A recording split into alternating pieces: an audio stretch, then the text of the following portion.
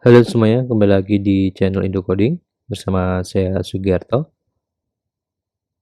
Kali ini kita akan melanjutkan pembuatan REST API untuk katalog produk. Jadi sebelumnya kita sudah membuat proteksi API dengan atau autentikasi API dengan password.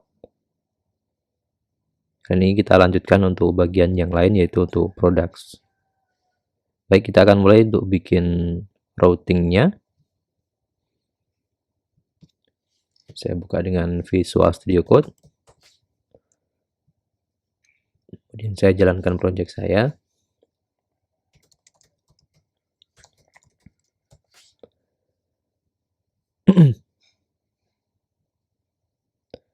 Jadi nanti saya akan buat endpoint baru atau URL API baru dengan alamat kayak gini misalnya.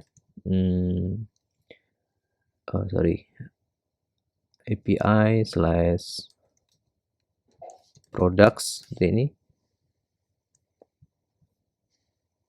Saat ini belum ada. Oh ya, mungkin sebelumnya respon postman-nya halaman web kayak gini. Ini penyebabnya adalah karena kita tidak mengirimkan header. Jadi harusnya mengirimkan header seperti ini.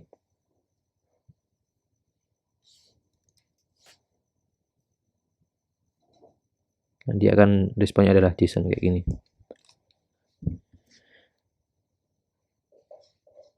Ini not found HTTP exception karena kita belum bikin route untuk products ini. Kita menuju ke routes.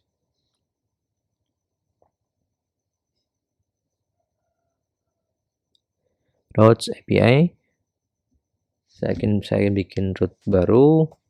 Misalkan route get, kemudian products. Kemudian nanti dia akan mengakses controller API slash product controller.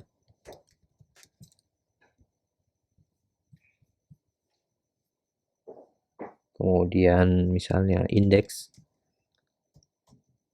ini. Kita coba. Nah, sekarang beda errornya. Target ini tidak ditemui, does not exist. Berarti kita bikin controllernya. PHP artisan make controller API slash product controller.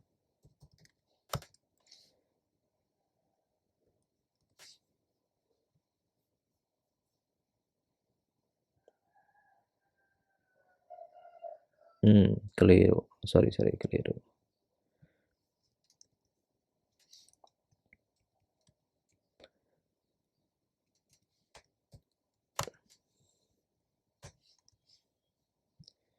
Baik, sudah dibuatkan product controller kelasnya.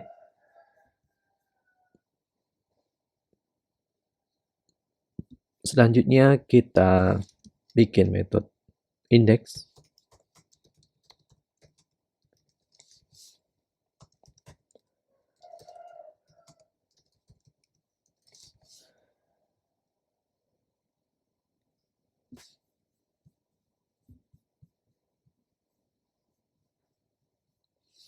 Kita coba untuk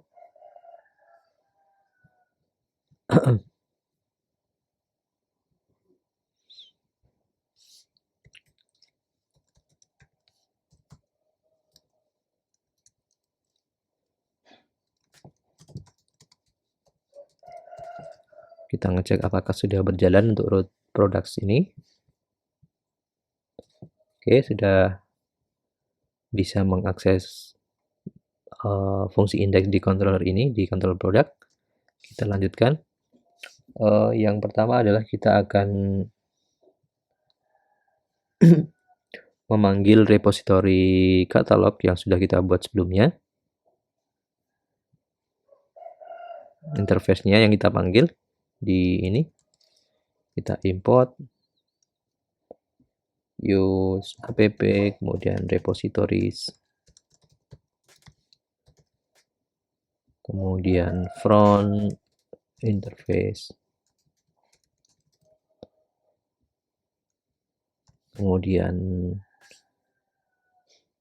katalog repository interface.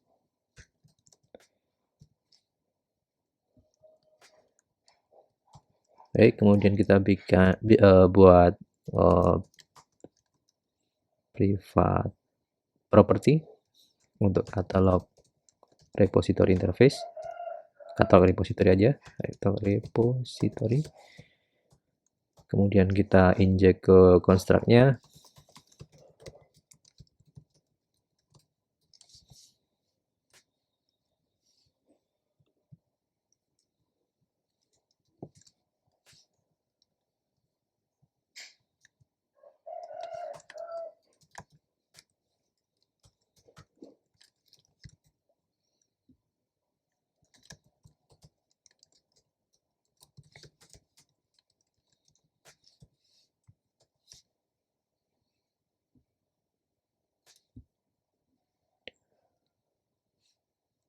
Kemudian di sini kita perlu request.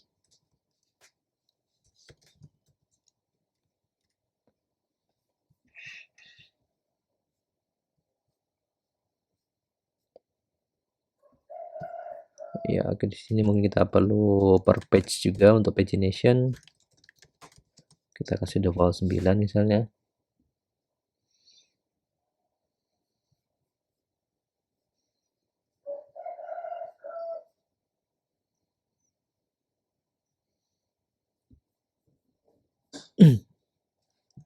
Kemudian di sini kita coba untuk mengakses data products melalui repository catalog.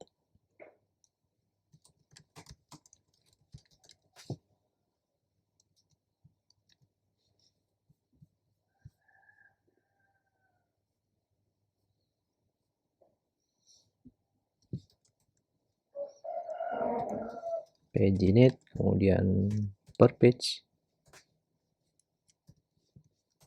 Kita coba return products atau ini response, kemudian JSON products,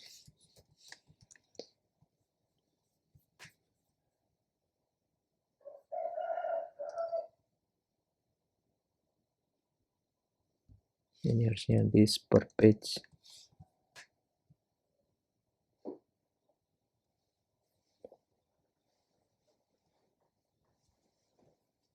Kita cek. Oke, di sini untuk paginate memerlukan parameter request. Ini kita ambil dari ini.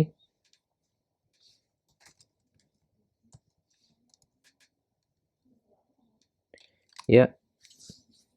Di sini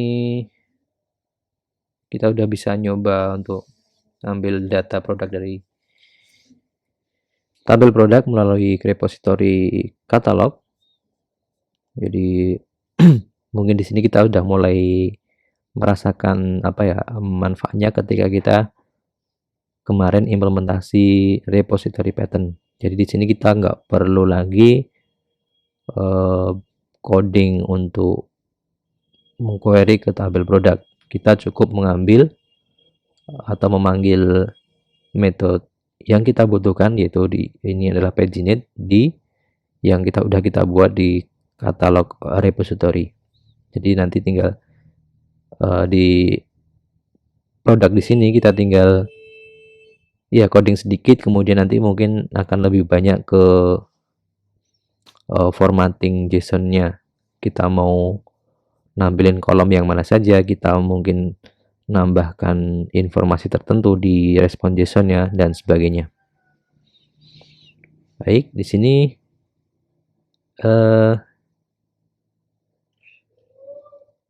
berikutnya adalah karena kita tadi membuat per page kayak gini, harusnya nanti kalau di saat ini adalah per page-nya ini 9, nanti ketika saya mendefinisikan per page Misalnya 2, harusnya nanti responnya dari sini ada 2 record karena kita membatasi per page-nya ada 2 data.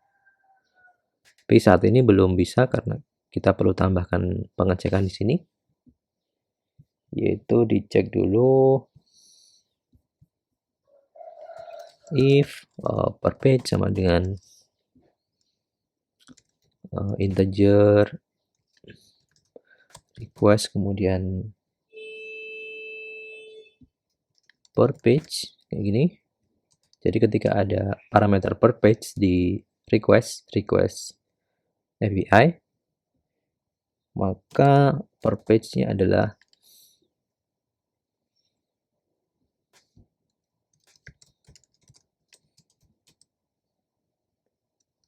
per page yang didefinisikan.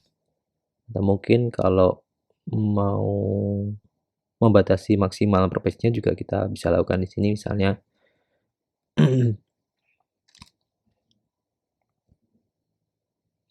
misalnya adalah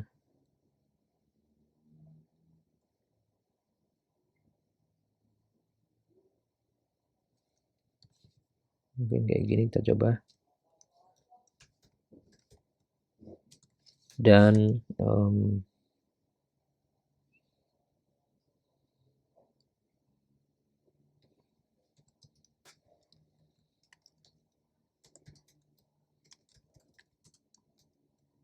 lebih kecil dari 50 misalnya, atau 20 saja.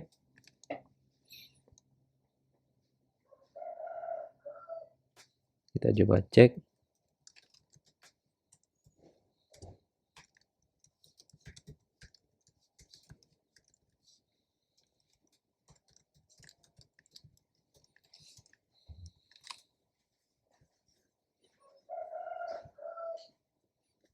Saat ini per page-nya 2, kita coba lebih dari 20. Harusnya tidak bisa lebih dari 20. Kita coba cek 22 misalnya. Dia akan kembali ke default per page yang kita definisikan. Kalau kita coba 20, oh ini harus mungkin sama dengan kayak gini. Jadi maksimal adalah 20 record. Ya, 20 masih bisa, tapi kalau 21 dikembalikan ke default karena melebihi itu. Ini kita mungkin bisa lakukan karena suatu saat mungkin kita nggak pengen request API-nya terlalu banyak produk data karena mungkin akan berat juga di sisi servernya. Oke, kita lanjut.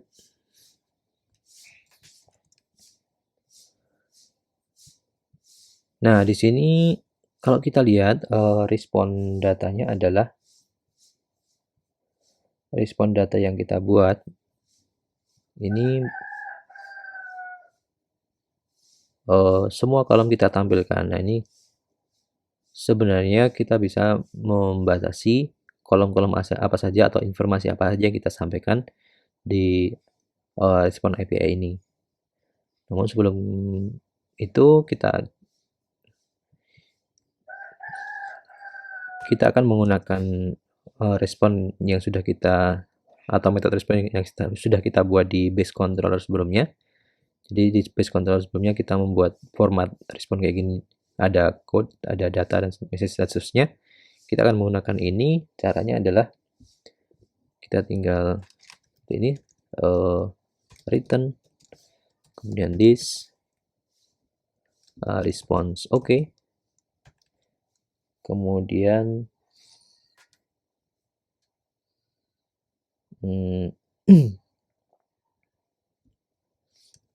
products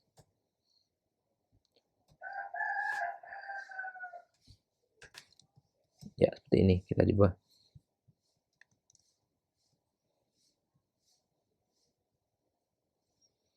Ada error, respon oke nggak ditemukan. Oke, sepertinya kita belum mengextend itu. Ini kita ganti base controller, kemudian ini kita hapus, kemudian kita import base controllernya. Use app, kemudian http. controllers, kemudian API based controller.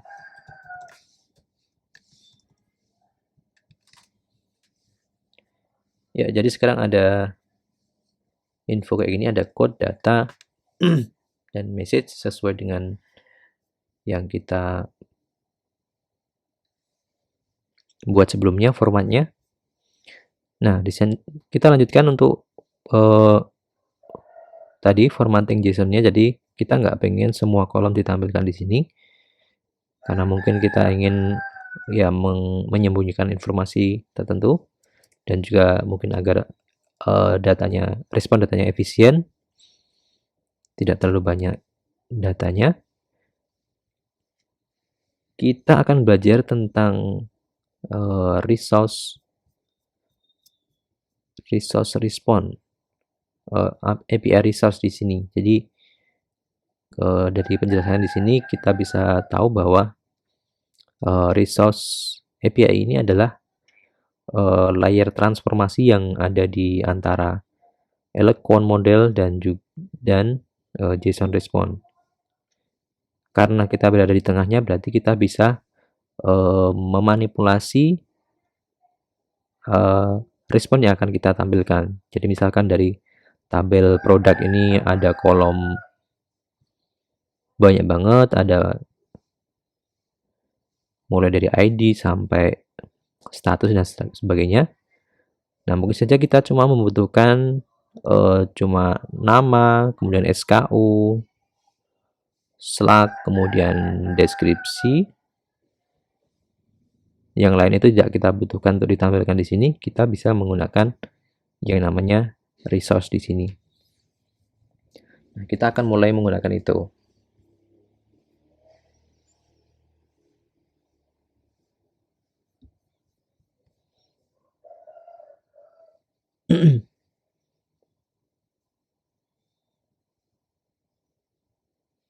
Pertama kita akan generate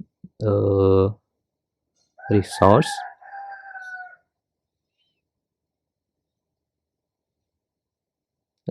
Untuk yang resource ini adalah untuk single datanya, nanti kita formatnya seperti apa. Kemudian untuk yang resource collection ini adalah ketika data yang kita sampaikan adalah banyak, atau kayak list produknya di sini contohnya. Baik, kita buat terlebih dahulu. Kita buat resource-nya PHP artisan make resource.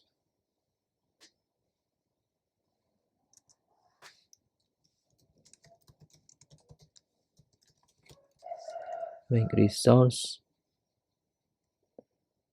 Kemudian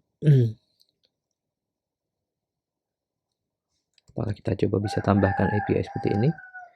API, kemudian, atau nggak usah, produk aja langsung. Jadi kita dibuatkan produk di sini. Kemudian kita buat juga product collection-nya.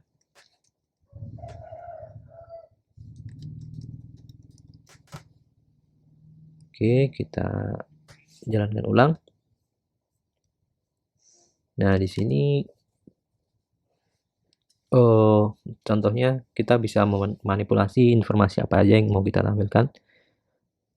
Misalkan di product resource yang udah kita buat, kita cuma pengen menampilkan ID sama kita cuma menampilkan SKU, tipe, name, dan slug misalnya, sama price. Nanti kita bisa manipulasi di sini return-nya.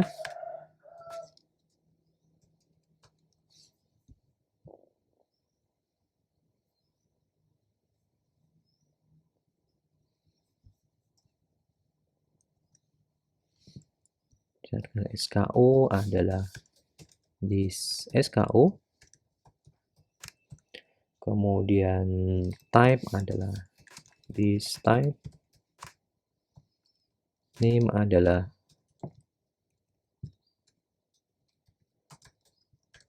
this name. Slug adalah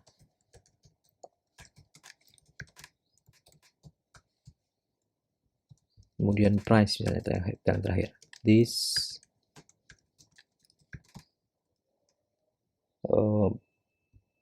price label ini udah kita buat di model sebelumnya, di model produk yang ini. Oke, kita coba. Belum ada efek karena kita belum menggunakannya. Kita menuju ke product controller, product API controller di sini. Kita import dulu product collection ya. Jadi kita udah buat product collection di sini. Kita import dulu. Use app http,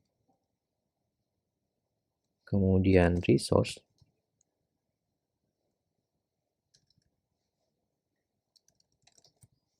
atau di sini aja kita pindah jadikan satu untuk yang http. Use app, kemudian http, resource, kemudian product collection. Ini yang kita import. Kemudian di bagian responnya kita menggunakan seperti ini, new product collection, kemudian products kayak gini. Kita coba. Ya, sekarang yang tampil adalah kolom-kolom yang kita definisikan di bagian produk di sini. Antara produk dengan product collection ini kaitannya adalah bahwa si produk ini adalah single, kita formatting single data produknya, kemudian collection ini untuk menampilkan list produk.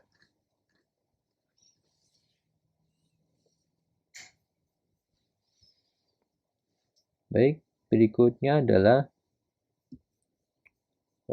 misalnya kita pengen menampilkan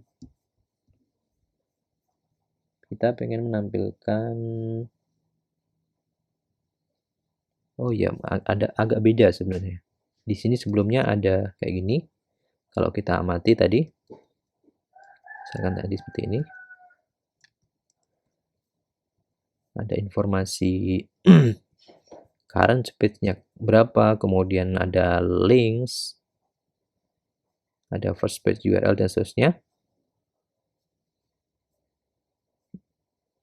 Nah, nggak tahu kenapa ketika saya masukkan ke respon OK di sini agak berbeda. Jadi kalau coba kita kembalikan ke awal, return products kayak gini.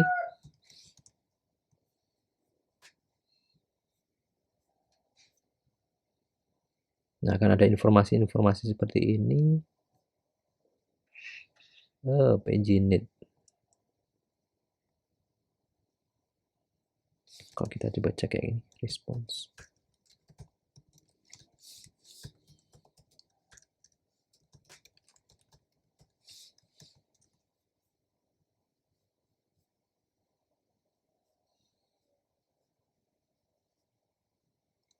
Oke, abaikan saja.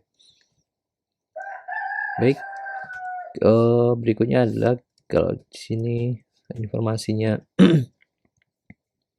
hanya data produk, kemudian seperti ini. Kita pengen menampilkan informasi pagination yang mungkin berguna bagi nanti untuk aplikasi yang menggunakan API kita. Jadi misalkan kita pengen nambahkan data per page-nya berapa, current page berapa, dan total page-nya berapa. Kita bikin yang namanya di sini misalkan metadata, kemudian kita kasih informasi per page kayak gini, is per page, kemudian current page adalah products current page, kemudian mungkin total page, product, last page. Nah, nanti kita bisa tambahkan misalnya di parameter paling akhir, nanti kita update untuk bagian respon oke-nya. Misalnya ini 200, kemudian sukses. Nah, di sini nanti kita tambahkan meta di sini. Nah, kita coba. Nggak error.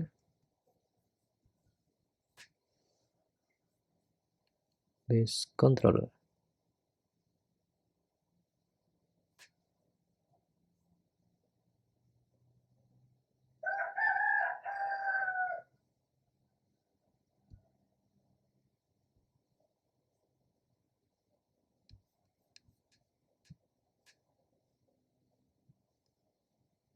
Kita coba cek di sini.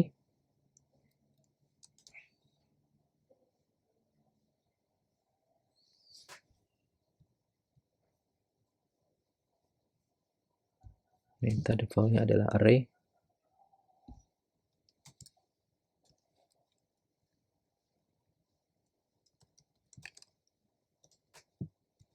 Apakah sudah sampai di sini metanya?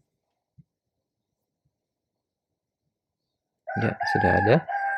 Kita coba tampilkan.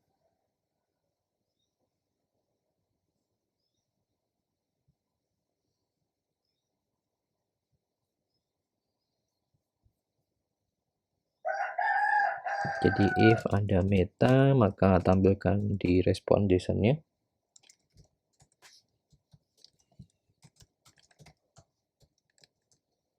Kita cek.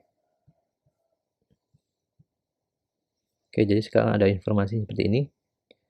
Jadi total page-nya ada 1, sekarang page-nya sekarang 1, per page-nya ada 9. Kita coba ganti 2 misalnya. Nah, informasinya harusnya berubah, jadi page-nya ada 2. Kemudian total page-nya ada 2.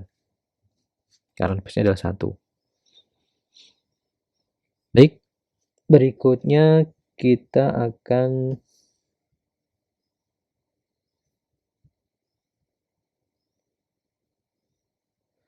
jadi kalau kita amati, tadi kita mengakses API produk ini tanpa menggunakan autentikasi apapun. Itu artinya saat ini API products ini bisa diakses oleh siapa saja yang mengetahui URL-nya ini. Nah, ini tidak aman. Kita harus menggunakan autentikasi. Dan autentikasi di sini adalah bukan berarti kita harus login atau user harusnya karena hanya mengakses list produk, maka user nanti harusnya nggak perlu login dulu, tapi yang sekedar ya ngelihat data produk dan sebagainya. Nah, autentikasi di sini bukan menggunakan login user, tapi menggunakan client API, client credential. Tokennya adalah merupakan token client, bukan merupakan token dari user. Kita coba kembali ke pasport di sini.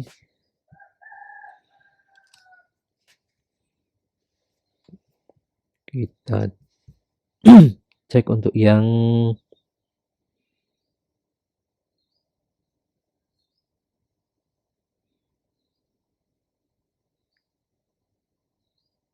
nah di sini client credential grant tokens. Jadi kita bisa membuat token berdasarkan client kredensialnya. Jadi kalau sebelumnya kita membuat token itu menggunakan login user kayak gini, kita akan buat token bukan menggunakan login user karena API yang akan kita buat adalah API yang boleh diakses tanpa melakukan login. Tapi harus juga ada autentikasi, yaitu menggunakan token. Nah, kita akan pelajari di sini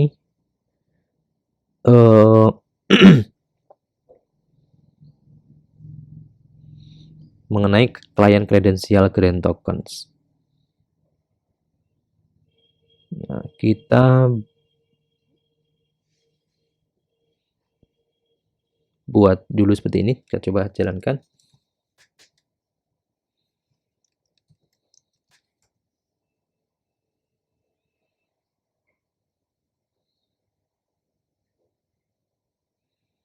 atau mungkin kita sudah mempunyai atau kita bisa menggunakan yang sudah kita punya.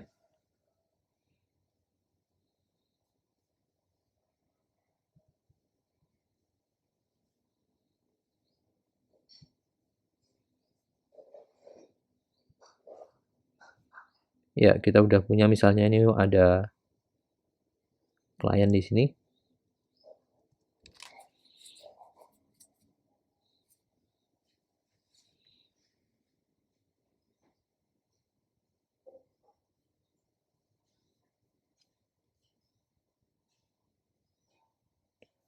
Atau mungkin kita coba bikin lagi aja biar kita tahu prosesnya.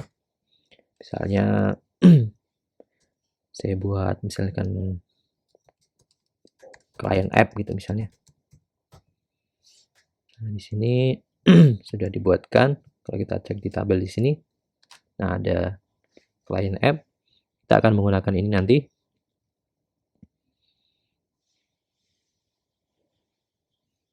Berikutnya adalah kita perlu update ke HTTP kernel. Sini kita import dulu, atau kita copy dulu ke HTTP, kemudian kernel. Nah, di sini di root middleware kita tambahkan client. Kemudian ini kita import di atasnya.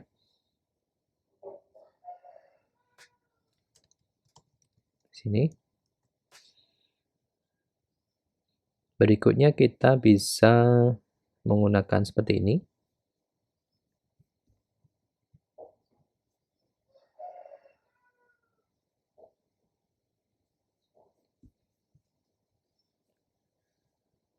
Kita ke routes. Nah, sebelumnya cuma langsung tanpa kayak gini, tanpa autentikasi, kita akan gunakan autentikasi client. Middleware, kemudian client, group, kemudian function,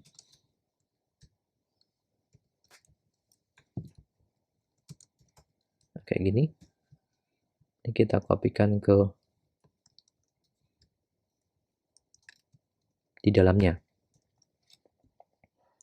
Baik, kita coba ke API product ini.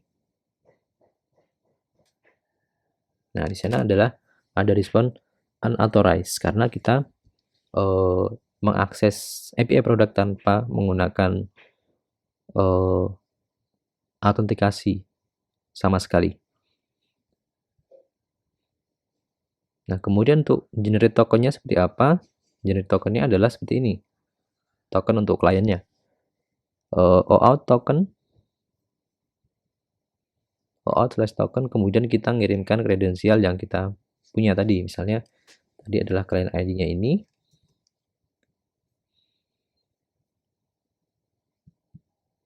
Client ID. Kemudian client secret di sini kita copy.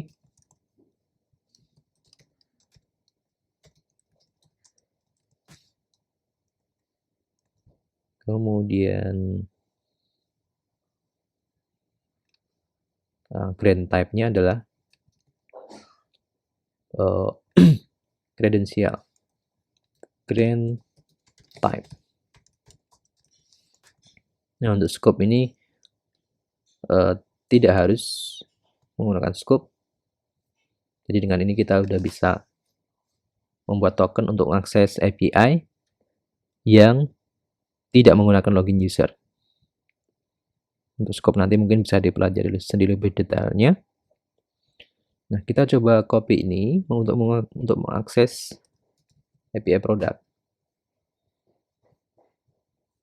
Kita ke authorization, kemudian bear token, kita copy tokennya di sini. Ya, sekarang kita bisa. Untuk memastikan kita coba hapus satu huruf aja. Ya, jadi kita sekarang udah bisa mengakses API produk tanpa menggunakan login user, tapi menggunakan token client. Atau kalau kita coba menggunakan login user gimana? Bisa nggak? Kita cek.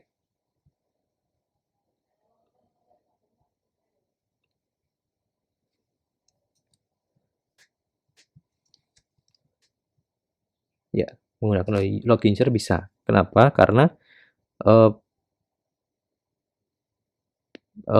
kita bisa mengakses API token dengan token client. Sudah pasti seorang user yang terdaftar di sistem harusnya bisa mengakses API dari produk ini. Ya, seperti itu. Baik, kita lanjutkan. Di sini di API produk, misalnya kita pengen menambahkan atau kita pengen menampilkan image-nya, misalnya image featured image untuk cover image produk misalnya. Nah, kita bisa update di sini di product resource. Kemudian kita buat misalnya featured image kayak gini. Kemudian kita bikin private method get featured image.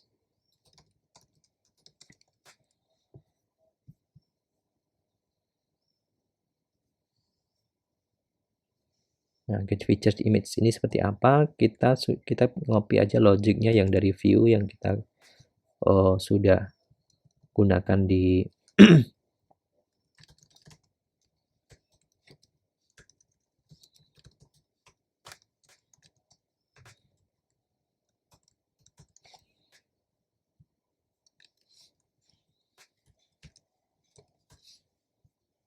jadi kita sudah mempunyai metode untuk menampilkan image produk sini atau cover image ataupun featured product featured image sini.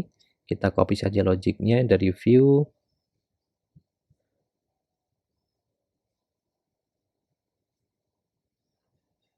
Caranya adalah seperti ini. Jadi dicek jika ada produk image, diambil yang first, itu dijadikan cover. Berarti kayak gini aja. Return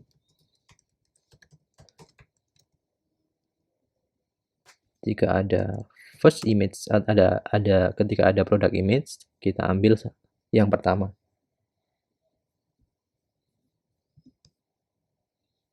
Kemudian ini kita copy yang dari aset di sini sampai ini.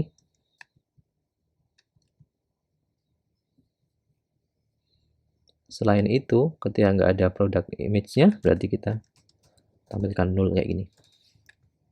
Oke, kita cek. Tidak diketahui produk. Ini berarti this kayak gini. This. Kemudian ini juga this.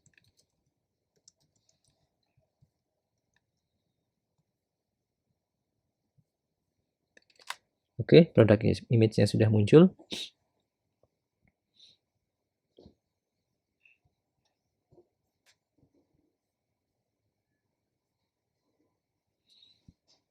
Berikutnya adalah kita tahu bahwa kita sebelumnya produk itu mempunyai varian produk untuk yang tipe configurable. Nah, di sini harusnya ada variannya. Kita bisa tampilkan itu dengan cara kalau kita cek relasinya di sini ada variance. Nah, kita bisa akses di sini melalui product resource. Jadi kita yang ini kita copy dulu ke misalkan variable attributes seperti ini. Kemudian nanti returnnya attributes. Nah, saat ini responnya masih sama seperti ini.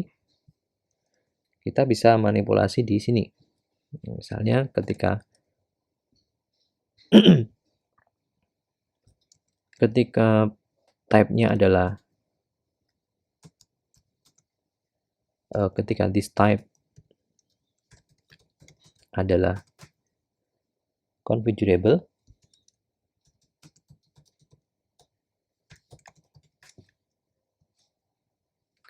ini kita copy aja, takut typo, dan mungkin variannya kita cek this variance, kita cek dihitung kalau dia lebih dari 0 atau ada variannya, maka tampilkan variannya itu. Attributes, kemudian variance. Nah, variance di sini karena dia adalah list produk juga sebenarnya, maka kita perlu tampilkan new menggunakan resource product collection. Product collection, kemudian this variance. Sebenarnya mungkin kita bisa aja tanpa ini, kita coba cek dulu.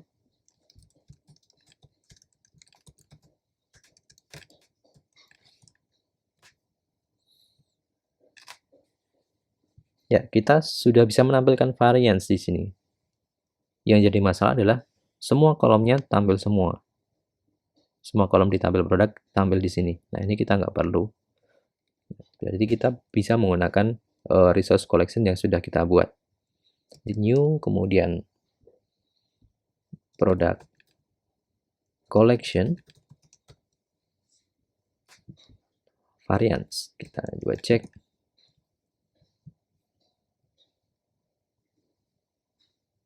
Nah, di sini.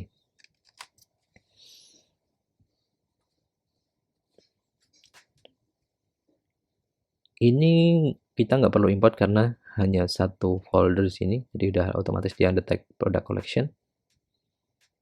Dan kita lihat di bagian varian juga kolom-kolom yang ditampilkan adalah sama dengan yang produk biasa. Oke, yang variannya ada 2 juga ditampilkan 2 kayak gini. Ya. Baik, sampai di sini dulu untuk kali ini.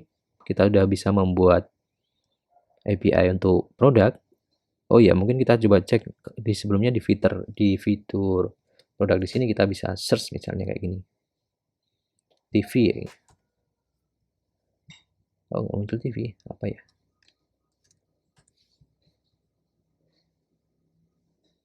Oh, mungkin karena ini minimal adalah TV LED gini misalnya. Ada minimal karakternya kalau nggak salah. Oh, nggak ada. Ada problem mungkin. Kita coba search yang lain.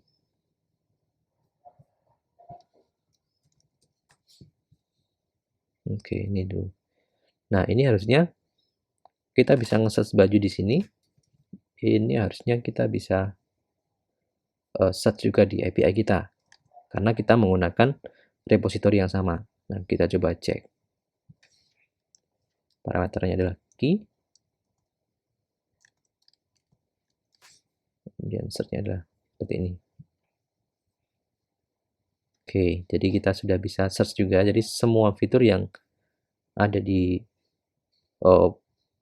produk katalog di bagian ini yang bukan API harusnya bisa kita gunakan di API juga karena kita menggunakan repository yang sama, yaitu katalog repository. Baik, sampai di sini dulu untuk kali ini. Kita sudah bisa bikin API products, kemudian juga kita sudah bisa bikin autentikasi API, tapi bukan menggunakan login user, cukup dengan menggunakan client credential. Karena untuk API product ini kita perlu bisa mengaksesnya tanpa menggunakan login, tapi juga harus dengan autorisasi, yaitu dengan client credential. Baik, terima kasih, sampai jumpa di video-video selanjutnya.